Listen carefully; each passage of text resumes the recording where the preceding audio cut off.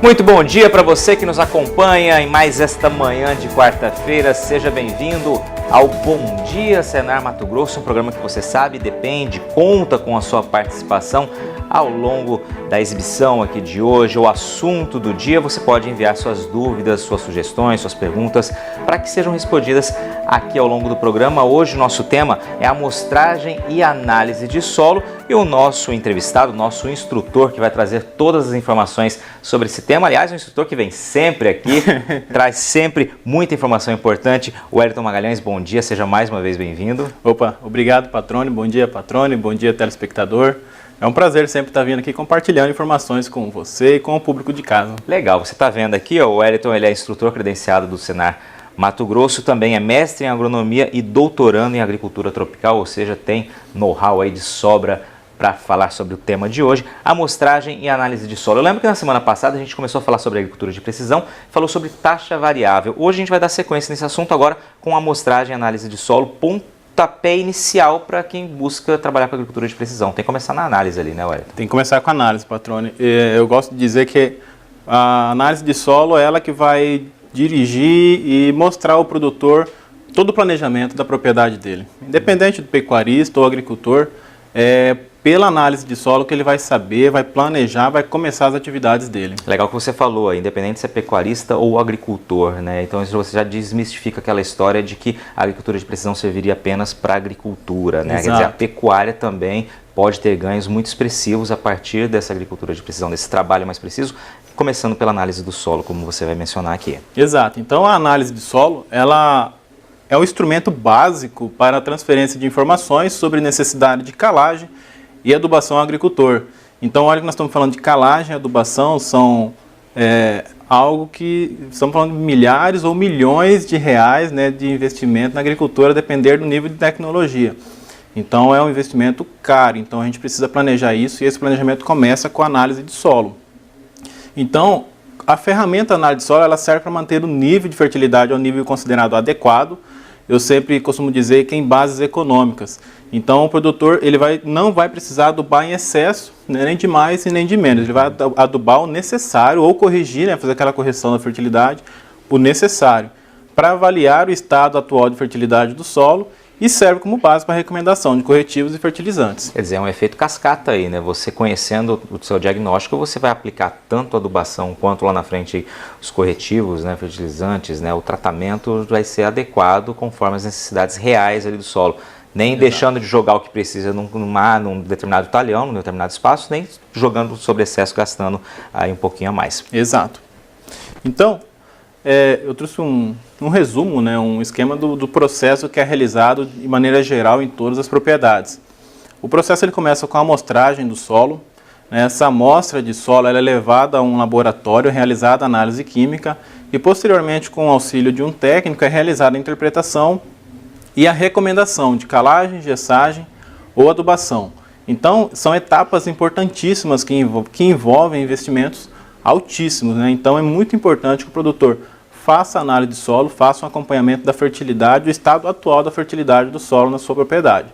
Tá? E lembrando que a amostragem do solo, ela é o processo mais importante de toda essa etapa do programa de avaliação da fertilidade do solo. Se errar na amostragem, todos os outros processos vão sofrer consequências desse erro no início. Né? Então, o laboratório ele não corrige a amostragem, né? O técnico que faz essa interpretação também não consegue corrigir. Então, é preciso ter muito cuidado e critério no momento da amostragem. Perfeito. Vamos então às dicas, às orientações para esse processo. Exato. Então, a amostragem do solo ela é a parte mais crítica de todo o processo. É preciso tomar muito cuidado, deve ser executada com cuidado, não necessariamente por um técnico. Qualquer profissional dentro da propriedade que passou por um treinamento nesse sentido pode executar essa atividade, não tem problema. E uma pequena porção de solo, aproximadamente 500 gramas, que vai representar vários hectares. Né? Então tem que tomar muito cuidado. Eu trouxe aqui até como exemplo, pegando 10 hectares de lavoura, que tem aproximadamente 20 milhões de quilos de solo, Lá no laboratório, apenas 2,5 gramas vai ser analisado. Então, essas 2,5 gramas vai representar 10 hectares de lavoura. Ou seja, tem que ser muito preciso mesmo. Muito preciso, com muito cuidado. E os pontos de coleta? Vamos lá, de que maneira é feita essa coleta? Exato. Existem hoje 2 maneiras que é feita usualmente pelos produtores rurais, né? A maneira convencional, a tradicional, onde você tem um talhão, né, nessa imagem da esquerda, você tem um talhão e é feita várias coletas aleatoriamente dentro do talhão. E hoje, mais comum, mais usualmente, o pessoal tem falado muito agricultura de precisão, foi tema na aula passada, na apresentação da semana passada, que é feita a amostragem em grid, com pontos, né, já referenciados com coordenadas geográficas. Então a amostragem ela é localizada e é marcado um ponto já referenciado e depois é elaborado um mapa em cima desses pontos. Evidentemente, a gente tem aqui uma amostragem maior, aqui a eficiência vai ser mais preciso também, o resultado vai ser mais preciso. Exato. Aqui, nesse mapa, o produtor ele vai ter um conhecimento detalhado do talhão dele. Ele vai saber exatamente onde aplicar mais calcário, onde vai necessitar de mais adubo ou não. E também o inverso é verdadeiro. Ele pode economizar. Muitas vezes, numa parte do talhão, ele já tem um nível adequado ou bom de um determinado adubo, ele não precisa adubar, ele vai economizar. Então, isso é um ponto interessante da agricultura de precisão. Agora, é importante lembrar que, na agricultura de precisão, o custo ele tende a ser, às vezes, mais elevado por conta do número de análise de solo que é realizado. Perfeito. Vamos seguindo, então, Wellington. Ok. Então, quais são os critérios, né?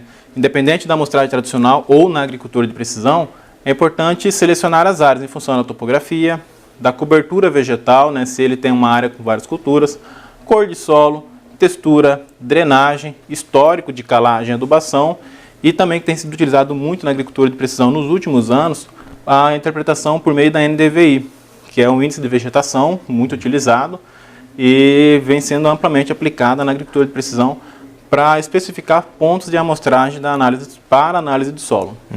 Perfeito. Aí você tem tipos de amostragem, né? Tipos de amostra. Exato. Então, tanto na amostragem tradicional ou na agricultura de precisão, nós separamos da seguinte maneira: a amostra simples, que é aquela amostra que ele coleta num ponto aleatório na área. A reunião de várias amostras simples de solo que ele coleta na área vai gerar uma amostra composta. Essa amostra composta é que vai ser levada ao laboratório para ser realizada a análise. Então, aí é um ponto já importante a ser observado, né? Quer dizer, você não vai levar... Coletou aqui e já leva aquela amostra para o laboratório. São várias coletas dessa para se formar uma amostra composta, que é justamente a que vai te dar um panorama mais preciso do solo. Exato, é que realmente vai representar o talhão. Então, se eu tenho um talhão, eu faço várias amostras, coleto várias amostras para representar todo o meu talhão. Mistura, homogenizo essas amostras, né, para gerar uma amostra composta, que é a que eu vou levar para o laboratório. Então, o ideal é no mínimo 15 amostras simples, né, 15 amostras coletadas no talhão, homogeniza essas amostras e leva essa amostra composta ao laboratório, cerca de 500 gramas. Perfeito. Sei que você trouxe aqui alguns exemplos de equipamentos utilizados, né? Exato. Os técnicos costumam usar muito trado, né, o trado rosco, o trado calador, o trado holandês, mas também pode ser utilizado uma pá de corte, por exemplo. Então, várias amostras dessas são coletadas e colocadas num balde. Importante, patrão, ser utilizado um balde de plástico, tá? E aí, para não ocorrer contaminação por ferro ou alumínio, por exemplo. E aí retira uma pequena porção dessa amostra e manda ao laboratório. Com ferro num balde vai trazer aí resultado bem diferente do real, né? Podemos seguir, tem algumas fotos também que ilustram o trabalho, né? Um exemplo de coleta com trado, né? Você limpa a superfície da área, retira o excesso e coloca num balde. Realiza-se esse procedimento no talhão várias vezes, né? Coloca num balde. Importante sempre coletar a mesma quantidade e na mesma profundidade. Aqui um outro exemplo com trado calador. O pessoal gosta muito de utilizar isso aqui nas fazendas por conta que ele é pequeno, de fácil transporte dentro do talhão, para você transportar com moto. O pessoal também tem utilizado furadeira, não tem problema, desde que você faça sempre na mesma profundidade. E também os quadriciclos, né, que o pessoal na agricultura de precisão transportam ali com receptor, com um navegador, né, um GPS, e marca os pontos coletados. Quer dizer, isso também é fundamental, né? Marcar os pontos que são coletados, né, de coleta. Na agricultura de precisão isso é essencial para poder gerar os mapas. Né? Perfeito. Então tem aqui até um exemplo, né, na amostragem grade por ponto. Isso aqui é uma grade virtual que é gerada no escritório e o técnico já sai do escritório sabendo onde vão ser coletados esses pontos. Agora é importante lembrar que cada ponto desse aqui gera uma amostra composta. E em torno de 8 a 12 amostras simples são coletadas em torno desse então, ponto. Então, cada pontinho amarelo desse aqui para a gente traduzir vão ter, é resultado de pelo menos 12 a 15, de 8 a 12 amostras simples. E já referenciada esse local de amostragem. Tá? Depois de coletar essas amostras com a análise em mão, esses resultados passam por um processo de interpolação para gerar um mapa. O que esse mapa quer dizer? Pontos onde não foram amostrados, eles vão ser estimados para a geração desse mapa. Perfeito. O produtor também ele pode estar fazendo amostragem por grade em célula, né? Ele não tem um mapa em si propriamente dito, mas ele divide em grades, né? Em setores, em áreas menores. E também, hoje vem sendo muito aplicado, aí aquele produtor quer fazer um ajuste fino, né? Pontos localizados, né? Áreas que é mais produtivas, áreas que são menos produtivas. Então ele vai lá e faz essas coletas justamente nesses pontos específicos. Perfeito. Passado esse raio-x, essa explicação básica, a gente vai fazer uma pausa aqui, Wellington. Daqui a pouquinho você traz mais informações, mais orientações. Esse é o Bom Dia Senar Mato Grosso dessa quarta-feira. Você sabe, o telefone está aí na sua tela. Se tiver dúvida, pode mandar para a gente. O Wellington vai responder aqui ao longo do segundo bloco desse programa. Continue conosco. Rapidinho a gente está de volta.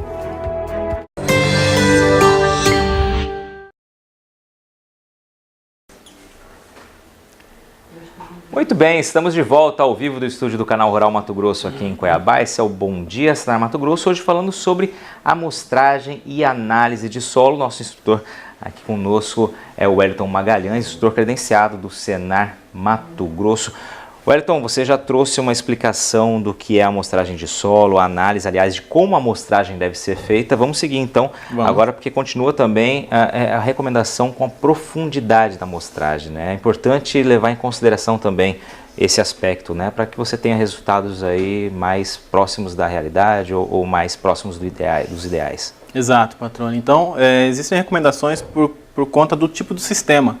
Então, aqui no caso do preparo convencional, que é aquele tradicional onde não se aplica agricultura de precisão, ou se faz o revolvimento do solo constantemente, o ideal é que se faça 20 pontos, pelo menos, no talhão, né, nas camadas 0 a 20 e 20 a 40, né, quando vai implantar o sistema. Então, é importante também conhecer essa camada mais embaixo, de onde as raízes se concentram. Nas amostragens seguintes, nos anos seguintes, aí o produtor pode continuar mostrando apenas na camada 0 a 20. Essa camada de 20 a 40 é importante ele mostrar para saber se precisa fazer uma gessagem, por exemplo, na área dele, ou uma calagem mais profunda, incorporada em maior profundidade, principalmente nossos solos brasileiros que têm problema com alumínio. Né? Então é muito importante fazer essa amostragem. Essa aqui então para quem planta em áreas que planta o sistema convencional. Para quem faz o sistema plantio direto muda um pouquinho. Exato. Aí no plantio direto, por conta do não revolvimento do solo, aí a gente tem alguns cuidados a mais. Né? Então, no início do sistema, como ele é muito semelhante ao sistema convencional, vai se implantar o sistema, pode fazer 0 a 20 e 20 a 40. Na amostragem seguinte, a gente orienta para fazer de 0 a 10 e 10 a 20, por conta do não revolvimento do solo. E nesse sistema se aplica a calagem geralmente em superfície. Né? Então, há uma tendência de se criar um gradiente ali, ou de alguns tipos de adubo, e também por conta dessa alteração do pH. Com evidência da gradiente de acidez, né, matéria orgânica e fósforo, por exemplo, faz então 0 a 10, 10 a 20, ou ainda tem aqueles que preferem fazer 0 a 5, 5 a 10 e 10 a 20. 3 níveis diferentes. 3 níveis. E isso se aplica também para a agricultura de precisão. Né, e faz uma amostragem mais detalhada para você conhecer como é que está a dinâmica desses nutrientes no perfil do solo. Perfeito. Tem alguns pontos importantes que você traz agora que devem ser observados aí, né? Exato. Alguns cuidados. Isso para os dois sistemas? Para os dois sistemas. Okay. Isso aqui vale para pequeno, médio ou grande produtor. É muito se atentar a essas dicas. Separar as áreas homogêneas de um mesmo talhão quando cultivado com duas culturas. Então, se ele tem um talhão que é o mesmo tipo de solo, com a mesma cor, mas ele tem duas culturas diferentes, é importante separar, fazer amostras diferentes, porque a exportação de nutrientes de cada cultura é diferente, a exigência de nutriente de cada cultura é diferente.